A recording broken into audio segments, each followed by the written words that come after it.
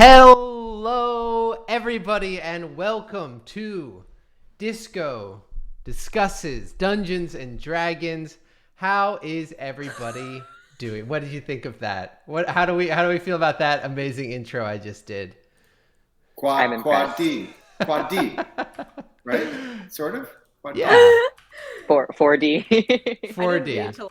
Fourth No, dimension. it definitely deserves it. Hold on, I'm literally resizing Ian's panel right now so that we can see all of them. How's it going, everybody? How's it going? Blue, Ian, Anthony, how are we doing today? Very well. I'm in New York City where it is very cold and windy, and it was snowing earlier. It was snowy earlier. And that's the show. Thanks. Bye. What's the weather like where you are, Blue? It's warm outside, but I'm What? cold. Okay. Ian, how's your weather? Same as Blue. It's very warm and lots of sunshine. No snow. So that at all. was the questions we got today. It was just about the weather, and we've successfully answered them. So that's it. So we send out this form with all these wonderful questions, asking you folks out there whatever. And you asked us whatever too, and that's what we're here to do, is answer these. You can tell we're a well-oiled machine, and nobody can stop us. So why don't we go ahead and dive in? The first question comes from Ragnats, whose favorite fruit is sour green plums. Has anybody ever had a sour green plum before? Because I certainly I have don't believe not. so. No. I've had an umabashi plum, but that's not, which is a little sour and salty, Ooh. like a Japanese plum. That sounds very good. Ooh. But I've never had a sour Oh. green plum. Ragnats, if I- you're out there, let's have a link to a sour green plum. Sorry, go ahead, Ian. Oh, I was gonna say, yeah, I've had like the pickled plum before, which I don't know the name of it, but it's a Japanese. I think it's Uh, umabashi. Yeah. Yeah, I That's think what it is that. Yeah, yeah. Ooh. So I've had that before, but I haven't had a sour green one. I'll have to add that to my list of foods to try. Food wish list. Maybe I'll put it in the game, but it will be like really a powerful item, and finding it will be the entire goal of the game. Anyway, the question that Ragnats has for us is, when and how were each of you introduced to tabletop role playing? So that seems like it encompasses not just D&D, but any kind of tabletop game or tabletop role playing game. Anthony, do you want to start this one? Sure, since I'm the elder statesman. I actually first played Dungeons and Dragons when it was in the early 80s. So it was the second edition, which was called Advanced Dungeons and Dragons. And I should, while the others are answering the question, I'm going to try to find a picture of like one of the covers of the books, and I'll hold it up to the camera. Amazing. But my friends and I, we were nerds and we were young and we were so disorganized that all we essentially did was like rolled up characters. Like we would do little maps on graph paper, and maybe we did like one fight with goblins, and then we never did like a full campaign ever. But I loved it, but it wasn't until the pandemic last year, well, no, now almost 2 years ago, that I actually got to play again as an adult. And isn't it a great time to play with so much happening in the community and the space? It's really been a huge gift. D&D Renaissance, absolutely. Yes. Ooh. What about you, Ian? I think my first time playing D&D was with some friends that I met through like a queer student association. I wasn't a student, but my friend invited me. He's like, you can make friends here. I love that. I was like, hey everyone, I don't go here, but hi. And we played in one of their dorms. I created a character. I didn't really do that much because I was like new to the game. I think I interacted with like a ghost or something, but that was pretty much it. And then yeah, same as Anthony, like once the pandemic happened and we were filming season 4 of Star Trek Discovery, Blue suggested we should play D&D, and then that's when we started doing Disco Does D&D. And Mary was like, Noah can DM, and I was like, yeah, I'll DM. So yeah, that's how I got actually consistently playing. Amazing. I feel like our origin story is like I feel like half the time Blue is the one who did it, and then half the time Anthony, you were the one who did it. Do we have like a consistent narrative of what the actual It was like a pincer maneuver coming at it from both sides, right? Blue, do you agree with this? I like control. That's what I feel like. Okay, Virgo. Amazing. So already there's some behind the scenes drama. There you go. Right. Blue. What about you? What was your? I feel like I'm curious to hear this from you, Blue, because I don't know if I know your villain origin story for tabletop role playing. I didn't I also pretty recent. I played a little bit as like a kid, like 13, 14 years old, but it was like we weren't very organized, so it was into like individual sessions, like we'd make a character, we'd get together, we'd have snacks and laugh and maybe do like some combat stuff and play the rules wrong or change some of the rules, but it was never a full-on campaign. And then when the pandemic started, a few of my friends got me into Dimension 20, and then I was very much like fully into that. Just watched like campaign after campaign, and then joined their home game, which has been going on for over a year. And then we went back to Toronto. It was just seemed like an obvious thing to be like, we should do this. We'll have we'll all be alone. Let's do this thing. Blue, do you have a favorite Dimension 20 season or show? I'm putting Blue on the spot here big time. While they're thinking of it, this is let's see. Hell yes, a classic image. I believe that's like a big statue, and there's sort of bandits climbing up to pull one of the crystalline eyeballs out of it. Oh my god. Very cool. I'm so torn because I think it's sort of a tie between the second season of Unsleeping City and the 7, because I think the 7 is one of the best campaigns to ever have been put on the internet. I think it's fucking amazing. Amazing. Well, I started playing like 6 years ago, so not super long, maybe 5 years ago, and my friend Adam Langdon, my dear friend Adam Langdon, he was on tour in The Curious Incident of the Dog at Nighttime, or whatever that show is. And somebody there started playing D&D with him while they were on tour. And then it sounded like one of his party members was like, we can beat a green dragon. And then they all got wiped out and nobody wanted to play anymore. But he was really into it. So he put something out on Facebook being like, I want to play D&D, and I had been listening to the Adventure Zone because Mary was listening to the Adventure Zone. And so I was like, I want to do this. It sounds fun. And also just, I was extremely depressed too. And that really helped me feel like I was somebody cool and I was a hero again. And I loved it so much.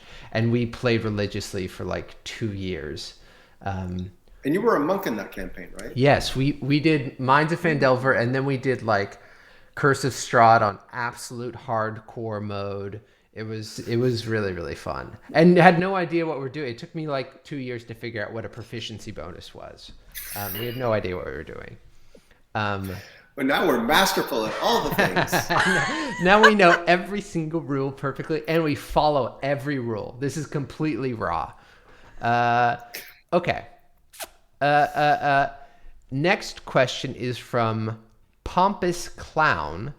Love that. That is such a good name. Their favorite fruit is lime cucumber Gatorade. So I should disqualify them for that answer. That is not a fruit. Wait, it's so good. Noah, fight me. It's so I want to be their friend. Is this a thing, Anthony? Do we not know about this? Is this not a fruit? It's just not a fruit. I'm with you. So good, but it's like it combined. Like cucumber water is really. I'm good fine. Like the flavor. I'm not objecting to the flavors. I'm just saying it's not a fruit. That's all. As Ian, it may not be a fruit, but it's funny. It is funny. Ian, it's delicious. Is lime cucumber Gatorade a fruit?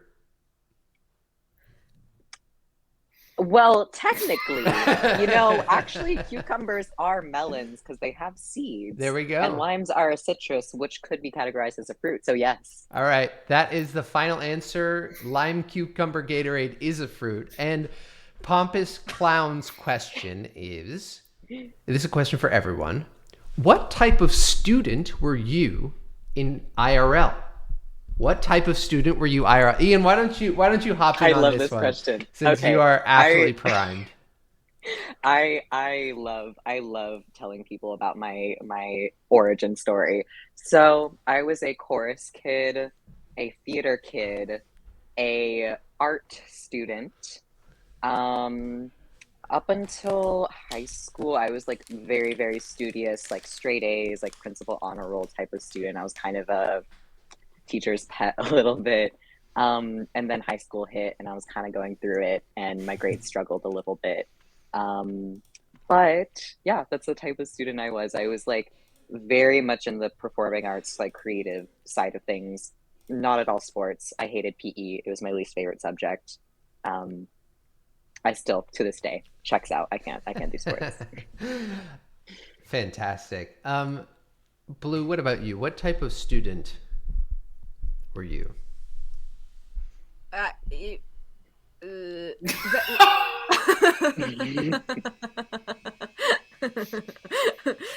was really good. I am a Virgo, yes, and I was very perfectionistic in school, and then but like around 13, 14 started to have like really bad mental health issues, and then from there just plummeted because it's really strict, the base that we have around education in the States, and it does not work for so many kids. And I was just one of those kids. And like, I realize that now, but in the moment it's really hard. Because you're just like, oh, well, I'm a failure. And like, you just watch teachers give up on you and all this stuff. So good. And then I was fine, but I struggled. All right. That's sad. Do you want to expose like what your, I don't know, favorite subject was? Oh, that's a good question. Oh, fully. I mean, theater and English, for sure. It was theater and English. Theater made me happy, and English, I had a really nice English teacher, and that was part of it. I liked any class where the teacher was like an empathetic person. By the point of high school, I was I will like this being class. in class with good people, basically. Yeah, I was like, I will like this class if you can like talk to me like a person, and yeah. English teachers are such good allies. Yeah, they're always Question is, what kind of student was Well, that? I was thinking about my last English teacher I had in high school, and I told them to fuck off at one point. So anyway, moving on. Anthony, go ahead. I had an English teacher too. She had a really good syllabus. We read excellent books, some of my favorite all-time books, but she was not nice. So it was a mixed bag there. I love French class. And my French teacher was really, really cool, really nice. So yeah, I mean, I was like a student that I was like smart. So I really kind of skated. I was not like super disciplined. So I would get, A's in a lot of classes, but sometimes B's if I just didn't work. I wouldn't work as hard. And I was also missing class a lot because I had like auditions and work and things. So I was a little bit like getting by on my good looks and charm. Which you still do to this day. Sure, exactly. Anthony and I both started acting at like a young age. Like we were still in school when we both started acting. So I had weird. And you too, Blue. Like you were doing theater, right? Yeah, but like in school. Yeah. The Music Man. In Topanga in the mountains. Yeah. Yeah.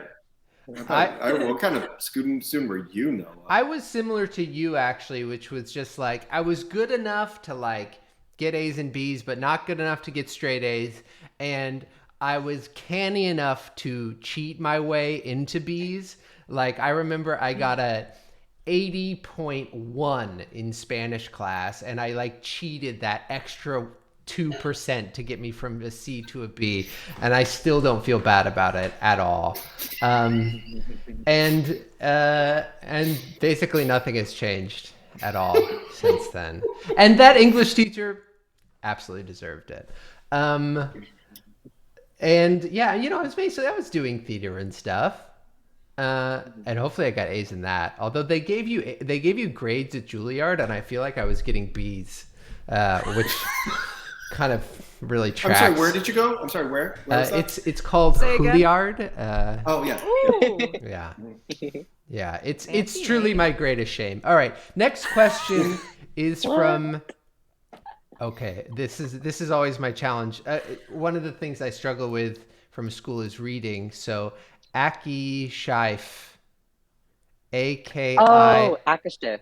See, there you go. All right, perfect. They're a part of my Discord server. Fantastic. Their favorite fruit is blackberries, I guess. I think that's a solid answer. I think 100% solid. Yeah. Speaking as someone who is sadly bereft of any sort of D&D knowledge and having never played the game, can I quickly ask what exactly everyone's power sets are? Ooh. Unless that's not a thing, LOL. So you can kind of maybe break down what class you are and how that class sort of interacts both in combat and out of combat. And if you have a subclass in mind, I know we're maybe not there yet, I'm interested to hear that. So, Anthony, you want to kick us off on this one? Yeah, my character Tizrin is a monk, and it's not like a monk like like the old Franciscan monks. It's a monk more in the style of like martial artists, Eastern. It's sort of the D&D's version of absorbing that mode of combat into their world, which is so much more built on like swords and shields. So they built in a class of people that could do like hand-to-hand combat. Although monks can also use some weapons if they want. But it's like very much about like being very agile. The power set is being very agile, quick on their feet, able to, they have, even though they don't wear armor, because of their good defense, they're harder to hit than other characters. And when they advance in levels, depending on which way they go, they can harness what they call ki, which is like chi, but their life energy becomes kind of a magical force as well. Yeah. Anthony, when I played my first character, which was a monk, I did not understand that monks were like ninjas and not Franciscan monks. So I named my character Friar, like he was a Franciscan friar.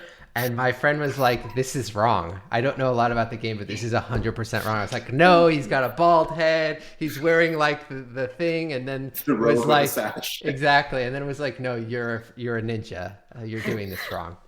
Why twice? I don't know. I probably got bullied. I think somebody bullied me into it. It wasn't my fault.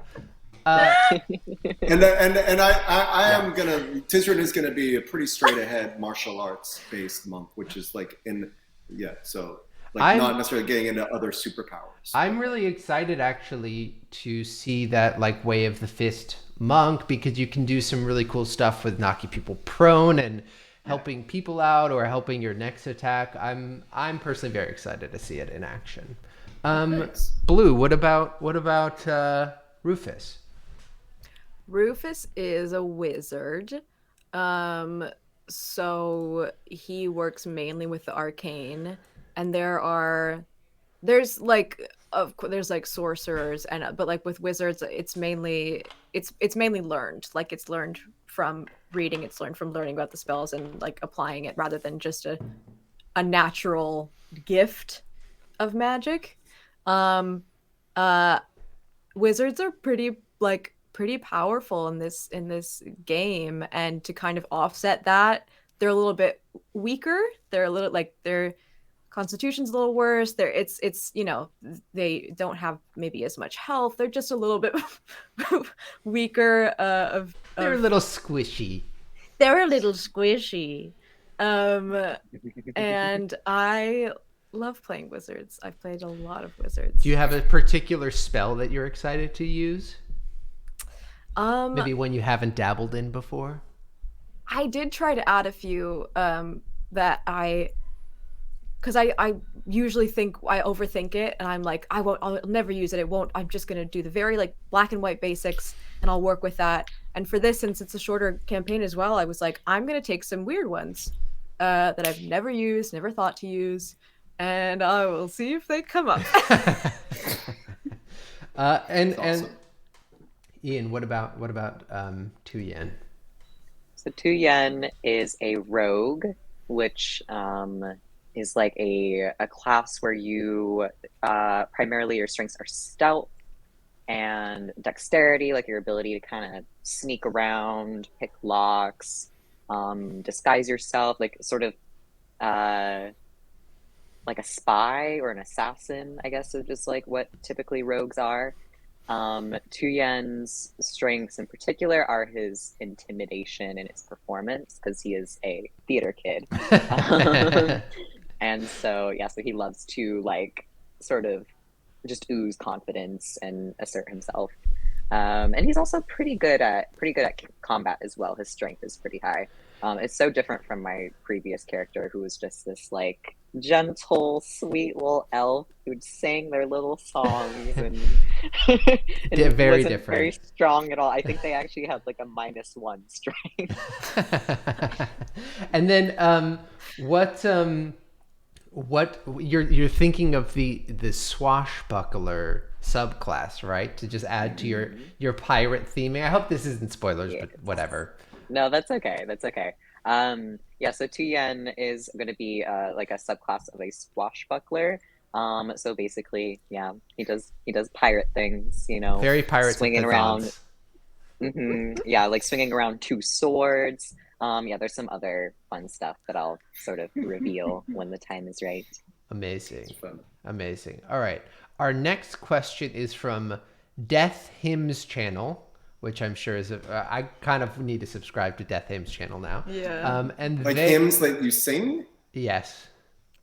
Amazing.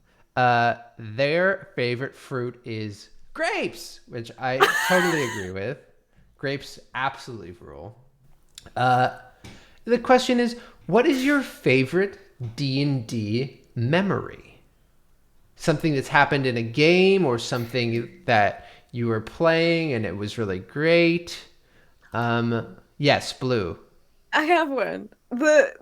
It was with you guys. While we were still in Toronto, there was a session that I missed because I was sick, and so I didn't play that day. And the next time we played, everyone here and our party gifted me with a bag of beans that I'd seen in a shop like 3 months prior, and like wasn't a big thing. I just got really excited about it. We didn't have enough money. And so when I came to play the session, they were like, "We have a gift for you," and like gave me this bag of beans. That's amazing. Yes. That was just really nice. That's amazing. And go ahead, Anthony. My favorite was twofold. It's so when Noah, same campaign, Noah was the DM, and he had this bad guy come to a town and take the mayor hostage and say, "I need you to all like come up with such and such by gave us like 3 days time." And we, and then we would work it out. But my character, like, all I did was I did plant growth. I was a druid, so I did plant growth to slow him down, to stop him from leaving. And Noah, in that instant, had the bad guy chop off the head of the horse that he'd stolen. It's very Apocalypse Now. and then it was like game on. And Noah had not planned a fight, and it was a fight with these really kind of characters who were probably a little too powerful for us at the time. We all almost died, but we lived. The mayor got killed by Blue's character with a fireball. Then we were able to revive him with Revivify Stone, but then he was still very angry at being killed. So that whole thing was crazy. But then the next session too, where we all kind of unpacked it, was an incredible opportunity to kind of like, it was a way, the game gives you the chance sometimes to like live through some things that in life you don't always get the chance to kind of really and might not want go to. there. I personally don't want to fight a bunch of orcs, but I'm happy if my character does it. Yeah, And so I- it was a great mixture of both things. That was a wild fight because I had an NPC there who was on your all's team, and they were like, "No, they're too strong. Run away!" And you guys were like, Yeah. "Fireball!" That was awesome. That was Yeah. awesome. Ian, what about you? Anything that springs to mind? Yeah, so my character Vivi, a wood elf bard, um, wrote a song for Bink. So Bink is Blue's character in our last campaign. He's kind of going through like puberty and like also discovering more about his tiefling identity and trying to learn about, his parents, like his father. And so things were kind of confusing for him. And so my character wrote him a song, kind of just like give him a pep talk and like you can do this. I know things are confusing, but you're not alone. Like if you're ever afraid, just listen to this song. And I remember I wrote it one night and was just like, I am so excited to like I kept it a surprise. And then when I like performed it, everyone clapped, and I was just like, it was just such a It wholesome, was Yeah, that was so wholesome awesome. moment. nice. It wasn't, You yeah, because it wasn't improvised. It was fully like written composed. to do. Yeah, it was so sweet. Yeah. It was a true bard moment. Um, Yes. I feel like two of my favorite moments, since we've all from different games, was early on when I was playing. We were like, I was with a bunch of friends, and you know how like sometimes you look in a closet and it's like, there's like dust and some twine or something. And I remember like we grabbed some, fake D&D garbage and like used it to set this intricate trap, and it worked, and that like totally opened up the game where it's like, oh, you can really like do whatever you want and it can actually work. And then the second time was in game, convincing in character a fellow player to do something, or a fellow character in game to do something that I wanted them to do, just by talking and not using any magic or whatever, just having a really convincing argument to get them to do what I wanted to do, was extremely satisfying, and also well done by the other player as well, because they were very much in their character and listening as their characters. So that was very fun. I don't know. Cool. Blue, this is kind of a question which I would love for you to talk about for a second. From D, their favorite fruit is strawberry/apple, which I think means it's a cored apple with a strawberry dropped into the middle of it. Yeah. How long is this season intended to go? Will there be different characters next season? Also, you all are just awesome. So I would just love if you could talk a little bit about how long we're going and just like the idea behind the short season and all that good stuff. Yeah, we wanted this to be a shorter season, so maybe we said like 10 to 12 episodes possibly. So it kind of depends, I think, where the story goes on Noah's end in terms of what he wants to do. But we'll keep everyone updated with like when the actual last session is, but somewhere around there. I think mainly because of changing schedules and wanting different, like, Mary couldn't be with us because she's doing a show right now, so they're like her time is very, very precious. So we wanted something that could be changed after a little while, and we can keep making those changes, which we thought would have been harder with like a long-term campaign. And the jobs that we do. And what was the rest of the question? I have Would forgotten. there be different characters, I think, is the rest of the question? Would there be different characters Yeah, in I don't know. future seasons? Oh, I mean, yeah, that's interesting. I guess that could sort of be posed to you guys, to the people who are watching. Yeah, we'll see if people are sick of these people Yeah. at the end of the season. If you Or hate if they us, want then them to continue. we'll start a fully Or, new thing. or perhaps it's the same characters in a different setting. So we can branch out from the single school setting. All right. Grad school. Grad school. Well, my inspiration for Real Del Mar is UC Santa Cruz, which was my undergrad. So maybe for season 2, they can all go to Juilliard, and then they get absolutely smoked at Juilliard. Yes. TPK first day. All right, we're gonna switch it up. I just texted you all the class list, and for all of you in chat, we are going to live decide the next Rio Del Mar course that each character wants to take. So I'm going to bring up this class list here. We've got so the way that things work at Rio Del Mar is there's a large university, and within the university there's different schools, and each school kind of has its own discipline, if you will. The Astromundi College of, oh, what is it actually called? Hold please, I forgot the name of the thing I made up. The Astromundi Campus Faculty. Oh my God, where is it? It's going well. The Welcome to our world. Astromundi College of something of. There we go. The Astromundi College of Astronomics, Historical Events, and Futuronic Probabilities. This college is all about understanding the future and history through reading reflections in the stars. You all haven't really gotten there yet, so that's a bit of a teaser there. There is Keelan College, which is all about essentially like earth and healing and creation and the physical world. There is Scanlonian College, which is all about performance. And then there is let's see here. There is the Bailey School of Finance and Equity, which is about money, basically. And so we have some classes listed in front of you. What are we thinking? How many do we enroll in?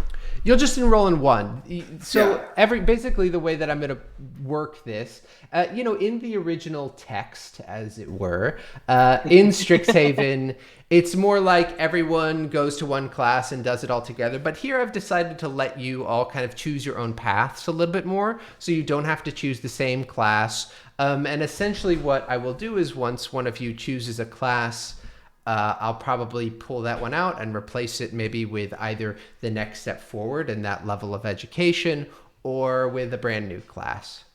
Does that make sense? I have a quick request before we start picking these. Sure. Can you read out 2 of these for me? Yes. Which 2? The second class in the Scandalonian College. That is Yes. all right, I'm going to read them all. We have in the Astromundi College, we have What Lies Above. We have Telescopic Lenses 101, Futuronic Probabilities and the Present, Constellations, Windows to the Past. And the teachers. You have to say the teachers. Okay, all right. The teachers are Anatolis, Ek, Glor the Star Diviner, and Holofernes. In Keelan College, you have The Natural World and Its Gifts by Ansel. You have Dwelling Engineering 1 by Baskin. Understanding Beasts and Monsters by Cress, Death, Life, and the Spirit by River the Understanding. In Scanlonian College, you have Unlocking the Dancer Within by Galaxica, Stage Lighting by, oh God, why did I write this? Stage Lighting by, oh boy, Kalak, Kak, Kak, Kak. Yeah, Stage Lighting Amazing. by Kalak, Kak, Kak, Kak. Performance, Divinity, and the Arcane Weave by Kirkaboom. Performing for the Audience by P.A. Witherthorn. And in the Bailey School, you have Top Notch Taverns, Safe Shopkeeping, and Indestructible Inns by Big Jim. I'm reading this now just like, what is wrong with me, man? Estate Management and Ruin Avoidance Techniques 1 by Constance Evergray. Gold, A History by Greta Goldscale. And finally, Exotic Treasures, Items, Scrolls, and Tomes by Lorelei the Collector. I hope you're happy for inflicting that upon me. What did I do didn't this write to myself? these. Who wrote these? So what before, you don't have to make a decision, what are you kind of juggling in your mind? What are you thinking? My mom also just said in chat, my mother said, Noah must have been high when he made this class list. Thank you, Mom. Thank you, Mom. Hi, Mom. I'm thinking of 2. All right, which 2 are you thinking of, Anthony? I'm thinking of Death, Life, and the Spirit by taught by River the Understanding, and Unlocking the Dancer Within, taught by Galaxica. Okay, all right. Death, Life, and the Spirit. Definitely about like you're getting into like where the spirit goes when you die. Some stuff maybe into possibly resurrection, and also just like understanding the process of like living and death and post-death, and unlocking the dancer within is about dancing, and feel, you know, what kind of dancer are you? I think it's unlocking the dancer within. All right, so we have unlocking the dancer within, taught by Galaxica. Blue, do you have any thoughts? Yeah, I actually want to do Death, Life, and the Spirit. All right, fantastic. By River the Understanding. And Yeah. Ian, what are you thinking about here? For Tu Yen, the choice of Scanlonian College is definitely like obvious because he wants to study water elemental performing arts. I'm deciding between Performing for the Audience by P.A. Witherthorn. I'm kind of leaning towards that one just because P.A. has already been introduced to us and is like a great performer and all that. Or Unlocking the Dancer Within, or honestly, like I'm kind of torn between all of the classes in this college because they all seem like something Tu Yen would want to study and need to study for his career. So, well, you can choose one and go to another one later, so you don't have to make the perfect call now. And you know, really, a lot of this will be similar to the kind of class situation we did, which will be more about like ability checks. And unless you like call for a scene, or if I create a scene where you're like in class, that's you know, that's part of it. So and then if you ace the test, there may be a kind of class boon that you could gain as well. In the introduction, it was the potion of healing. So that's something to consider as well as you're deciding, oh, is this, you know, something I want to add to my repertoire, possibly, if I can ace this test. Is there any other questions I can answer for you to help you decide, or do you feel like you know who, you know which way you're leaning here? I just keep looking at Kalak. I'm definitely going to be taking that class so I can hear you introduce the character. Yeah. Yeah, I'm definitely a fan of Big Jim. Big Jim. Also, Eck. Really nice. I feel like sometimes I just write a name and then I'm like, I got to make up a character for this name now. That's what motivates me. Up to you. Up to what? I think I've made my decision. Yeah, right, I'm gonna do first Performing for the Audience by P.A. Witherthorn. So we have Death, Life, and the Spirit, Performing for the Audience, and Unlocking the Dancer Within. Fantastic. We're also all level 2 now. I callously forgot to mention that we started at level 1 in the first session, so I think maybe we'll start the next session by just talking about what new ability upgrades you have, and then getting into it. And why don't we do one more question before we call this thing? How does that sound? Sure. Last